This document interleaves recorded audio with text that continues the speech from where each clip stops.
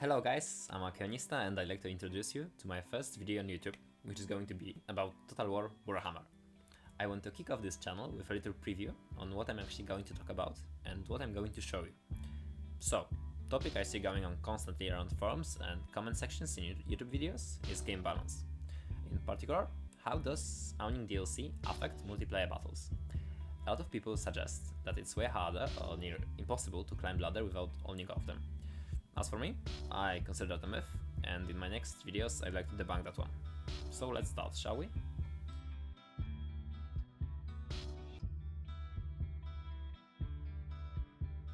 It was at this moment that he knew. He fucked up.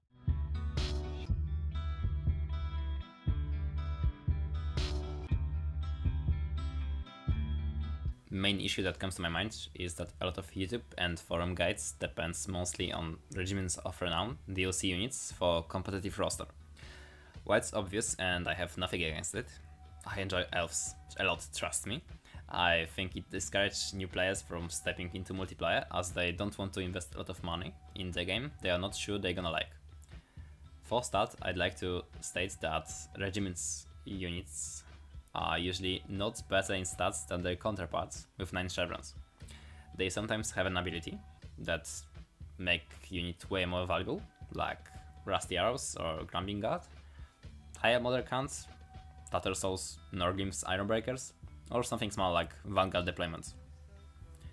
While useful, it's not game breaking and game is quite balanced after all.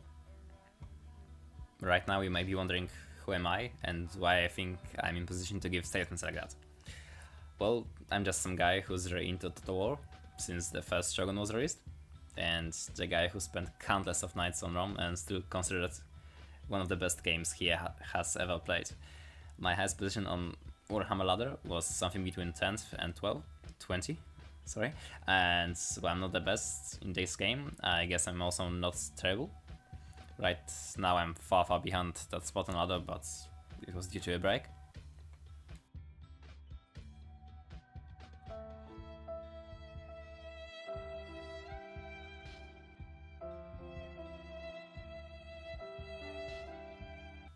In today's video, I'm going to show you 2 Bretonnia matches, played with similar tactic, against different opponents to display pros and cons of this faction. Okay, no more talking, let's get down to business. So, first battle of this video, me playing Bretonnia, facing Empire. I think that multiplayer match consists of 2 parts, one being army building and one being actually using the army. So, I bought an army with 2 kind of roles in mind, and I think you always should consider unit role before buying them. I brought core units and I brought bait units. Core units being 4 battle pilgrims, 2 grey guardians, and 1 grey relic, of course with Fey Enchantress. I think she's most competitive lord for Bretonnia, but blue and on his mount, I think Bakwa, I'm not sure how to pronounce it properly, is also good in certain situations. And my bait units being 2 peasant bowmen and 2 man-at-arms with palams. Yep. I also brought Pegasus, but they are neither baits, they are not really core, they are something between. I usually use them to flank and chase routing units because they never get routed, so it's quite efficient for them. You might think it's not worth for their cost, but I usually think it's quite good because I don't really have any other anti-large units in my army. It's not really efficient against Empire because it only works for players who abuse Boris. I think it's quite overpowered actually, and it's quite good for that, but as you can see, it has no chance of actually working against this build. What do you think is worst for Bretonnia in this screen? That might be handguns with 0 bullets, or that might be demis, or that might be mostly harbors. I think he really hates horses. But no, actually, worst thing in this is Light Wizard Net Elemental. This one guy denies all your flanking maneuvers. There's literally nothing you can do with Pegasus, and I noticed that, and I'm actually glad I put my Pegasus in this battle, because now what he sees is Pegasus, and he thinks net will work best on Pegasus. Yeah, it's sure, of course, it's fine. If you deny my flanking maneuver, they can just get shot or routed by the enemies. Yep, it's worth, of course, but still not worth. As would be for stopping my core. Like I said, my 8 Chevrons Grey Guardians. It's not really going to be battle cast, it's more of a showcase, I think.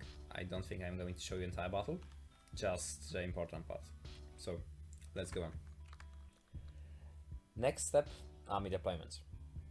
The position I took in the beginning wasn't final, and it wasn't really my line I thought about. I just wanted to put my units in the forest so I could hide from possible artillery, and then just take my time to spot his weak spots and decide what I want to do with his army composition. I choose clamped up formation because he doesn't have artillery, and I see really nothing that would endanger my line with position like that, because I would just put my halberds there if he have any kind of cavalry hidden in the forest or something. But like you see, he does not have any, and he doesn't have any mages with AoE spells like Lord of Shadows or Law of Fire, so I'm quite safe with that. And what does my enemy have? He has quite thin and long formation, but there is really huge tactical gap in his line. I know you can see it, but I spotted it, and that's the fact that all his AP anti-large units are on one side, with Demis and Wizard being on the middle. So it's great opportunity, but it's still no game breaking. He can move his units quite fast. It's not really that huge battlefield. So what I want to do to keep his attention, I have my Pegasus. I invested a lot of them, and I want to make them work.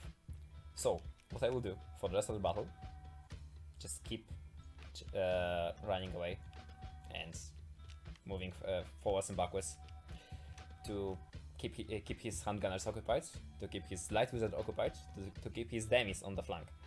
So my Grey Guardians, which doesn't know about it, of course he suspects I have something in the forest, because my army couldn't be that small, but he's not sure what I will bring, and he's not sure when I would apply it. And I just needed the right moment. Like I said, my bait units are getting shot, and it's fine. When I spot the silver bullets, I of course switch target to them and start applying damage. It's not great at start, but it's really working them out. He has a slight wizard when he sees my movement. I'm not sure that's the best call. I would wait a bit. I don't know he doesn't have scroll of power. I guess it's fine. He can deal a bit of damage, but still he's not really focusing them. They're just getting shot through. Yeah, he's just trying to take out my bowmen, but he's losing as much as I mean, so he's just slightly better addition, I guess. Yeah, may not even be that. Well, he used net, so I use my Pegasus to apply Pleasure. And, like I said, he moves his demis there. So, all I need now is Light Wizard on the left flank. And then I will be able to move my Grey Guardians. Like I said, he moved his units there. I used my opportunity to charge with the Grey Guardians. And I want to create front using only them.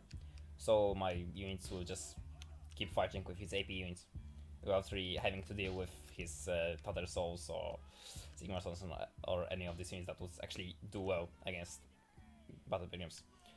He will still send the Tattered Souls there. Of course, it's a good idea. I might macro with the Grey Rig a bit. That could be a really, really bad choice, because he would be able to take it with handguns or blood, any of those kind of stuff. But look, how much units does he invest in Green Guardians, and none of these units really matter. And then comes my last unit, being polearms, sorry, which are also a bait units, and they are only actors in this match. They are just supposed to mimic the movements of the demis. He will send demis on my archers, I will send polearms there. he will send demis on my battle pilgrims. I mean, Grey Guardians. I will send my polams there, just to keep mimicking his movements. And look how fast actually spearmen are going down, without doing anything to my Grey Guardians. Not even demis are able to. 2 units of demis are able. We will be able to do proper kind of damage against my Grey Guardians. If you would have a lot of life or significant amount of greatsword, that wouldn't be as effective, but still with the Mist of the Lady, all this Mortis Engine kind of effect, and minus 8 melee attack, 3 spitting on them pretty much. That's 12, that's 26, and then he's having 26 as well. Yeah, now my Pegasus got caught. I thought I'd be able to charge. This was really kinda weird, but still. Such a shame, because I would just lose most of them. But still, they will be useful anyway, even with 2 models, because they never get tired, so I'll be able to chase enemies from the battlefield all the time. Like I said, he brings the second unit of demis, I bring the second unit of polams. They are not that scary, but he thinks they pose a threat. I guess it's fine. And what he do? That's really terrible. He used the general to deny 20 archers this squad. That's better one because he's using halberds. It's fine. They are not really useful in this kind of matchup, and still they are fighting my infantry instead of fighting my Grey Guardians. And this is pretty much where the battle ends, because now there's no way he can protect his handguns properly. Okay, here up to my archers, they did way better than I expected. If they would have 10 kills or 20, they would just take shooting from the handgunners entire game, I would be glad as well. I didn't really expect them to do that good. No, his demis are failing, and my Grey Guardians are in perfect shape. Getting another heal, I think, on just a net. I guess my heal will follow soon enough. So that's the last moment of my opponent. He charged his general, he charged his light wizard, he tries to take my grey leg. It's not really helpful on Grey Guardians, as he has no terror units, he has no fear mechanic, he has none kind of stuff that could actually damage my leadership. And with my Enchantress and base leadership of Grey Guardians, they're really not units that would rout. Something like Iron Bakers and horses. My Pegasus came back, and like I said, I'm just going to use them to chase units. Yeah, they have only 5 kills. Still, they bought a lot of time, and like I said, not a single volley shot at my Grey Guardians. My opponent was just completely cut off from his right flank, and now he's just using his ammo on my Peasant Bowman that has 90 kills, and they used all their ammo. I think it's kinda cool, and the investment really paid off. We can speed up a bit. My opponent will just try to take my Enchantress and the rest of my infantry, but like I said, Grey Guardians are only important units in this match, and I lost like half of them. Now is actually the first bullet coming off on my Grey Guardians, and look how much does the deal. It's really hurting my units, and that's why I didn't want them to shoot. And it's just normal handgun units, not the silver bullets. So the silver bullets would be way more painful on my Grey Guardians. It would just get let's last samurai, as Turin would say. And GG. That's pretty much all that happened in this match. So, welcome to the second battle of this video, guys. Again, I'm playing as Bretonnia and I face Beastman. Goal of that is to show you how this build works against different kind of setups, because as you saw, Empire was range focused faction with magic and a lot of anti-cav kind of things, while Beastmen are melee faction. They are focused on breaking ranks and kill my infantry. So, core is the same. I also brought Pegasus, but for a different cause. I wanted to deal Centrigos and eventually Tiger, because like I said, it's the biggest threat to this build. And also I brought Human instead of Peasant Bowmen. They can mess with his flanks, they can annoy the Spearmen, and they can hurt Tiger a bit, but mostly I will use them to deal with Warhounds. Because Actually, poison from Warhands in kind of cluster fights is really useful because 22% statistics taken from my Grey Guardians really hard. If the battle is close, it can really pull it. And my opponent bought mostly Gors with shields, one of Bestie Gors, 2 Gorbles, few Chaos Warhands, and few Spearmans, of course. So, without further ado, I guess we can start. Let's begin. I immediately use my human to apply pressure, just to make him move. I also thought I would deal a little damage to Shannon, but actually he does damage to himself with miscast, as you see. But the Spirit Leech, with 600 yards range because it's overcasted, will actually do quite a bit of damage to my Pegasus. I didn't expect that, but what you will always want to do with your flying units, you never want to heal them on their own. You always want to heal them with your force.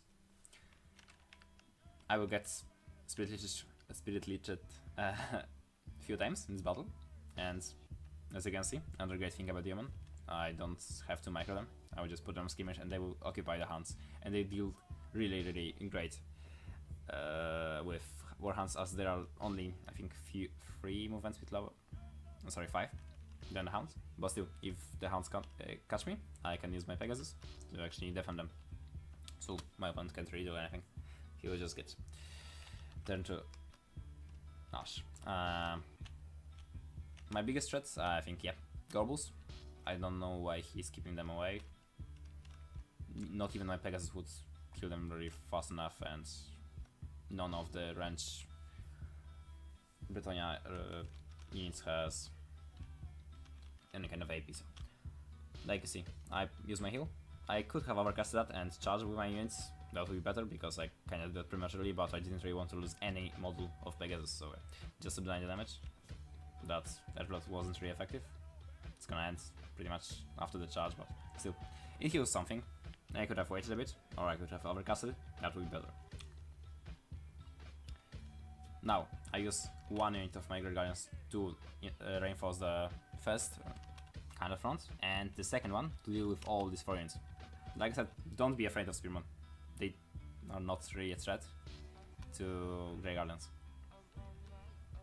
Just tank on horses. Also, I instantly charge on the rear, and that put this Chaos Warhands to trash, and also it will decrease leadership of Angus Spearmen because they are losing their allies and they are getting recharged and stuff. Constantly being shot by even though, of course, it doesn't help that much, so. Now, like I expected, I will lose in pure infantry fight, and also his attempts to kill my Feint Shatterers won't help. But I see Shannon that got caught in my front, so I will just focus him because he's a large unit and my Pegasus have really no threat without Sentigos, and with 4 hands being chased by my human. So the entire left flank is annihilated with my human. We're sitting on 50 kills and 30 on this one. It's quite good, I guess, for the cost. And my Grey Guardians are untouched with 75 kills, and just 6 servants. I mean 5 servants. They just can come back and protect my Feint Enchantress. She won't get killed that fast by the Gorbles, and my Pegasus, after dealing with the Brave Shaman, can actually focus on them. This is weird moment because they're on skirmish and they still run away. I know why. Even if you give them the movement command, they should avoid that kind of situation. It won't really affect me that much, but yeah. I usually use my Wind of Magic kinda carefully, so even if the battle turns grim, I still have them. I lost most of my infantry, but it's not really kind of a big deal. The only thing he can do is just to kill my Feint Shatterers with Gorbles. They have great weapon strength and I have anti-large and everything, but still, to kill Grey Guardians you'll need a lot of time, a lot of effort. And my Royal Pegasus Knights are sitting on 60 kills with 18 models and they're untouched. They will be really great help in this battle. We can fast forward a bit because yeah, it's not really nothing that interesting. I lost 2 units actually before. They were on attack commands, chasing Gorhut. They're gonna be useful in just increasing my density. I think the Greater is getting routed, but still it's around there. I don't know why people aim it. They sometimes do, but it's weird to even, I don't know, focus range fire or use Spirit Leech, because it's okay if you depend on tactic like foot squares and something, which I don't. I don't really like foot squares, I never liked them even before nerf. But for Grey Guardians, leadership is not really that important. They will just stand fair on their base stats and feign address. And like for every blob, I think Bretonnia has one of the best blob, and I would say only one faction actually has better blob, and this I'm not talking about Vampiricans actually.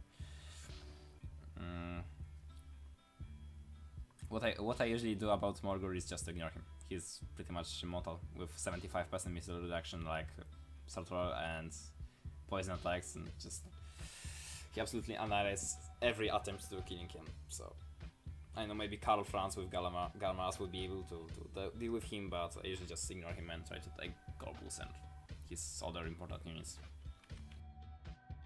That's all for now. If you enjoyed the video, please leave a comment down below. I'm open to any suggestions from you guys, it really helps me a lot. I'll be dropping a few small but interesting battles in upcoming days, so check me out. Thanks for spending this time with me, until next time.